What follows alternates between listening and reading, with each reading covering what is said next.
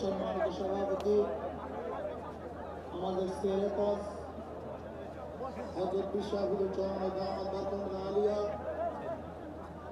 মঞ্চস্থ জাতির শ্রেষ্ঠ সন্তান শ্রদ্ধাভাজন ওলামায়ে কেরাম, ইসলামী দলের নেতৃবৃন্দ, অন্যান্য দলের নেতৃবৃন্দ, সামগ্রিক ইসলাম প্রিয় দেশ প্রিয় ভাইয়ের আমার, আজকে সম্মেলন কেন? আমরা বিআর সিস্টেম নির্বাচন চাই, সংখ্যানুপাতিক হারে নির্বাচন চাই। বিএনপি কেন মানছে না? বিএনপি তো দাবি করেছে আমরা জাতীয় সরকার গঠন করব, এটা বিএনপির দাবি। আর জাতীয় সরকার গঠন করার জন্য সবচেয়ে ভালো পদ্ধতি বিআর সিস্টেম নির্বাচন।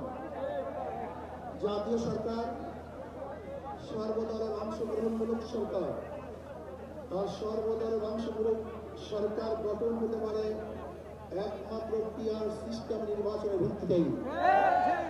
তাহলে কেন বিএনপি মানসের কারণটা কেউ বুঝবে না? অবশ্যই বিএনপিকেও পিআর সিস্টেম নির্বাচন মানা উচিত। সংস্কার চাই। বিএনপি বলছে আমরা সরকার গঠন করে ক্ষমতায় গিয়ে সংস্কার করব। প্রথম প্রশ্ন হলো এই, আগামীতে বিএনপি ক্ষমতায় যাবেন, এই গ্যারান্টি দিয়ে দিয়েছে।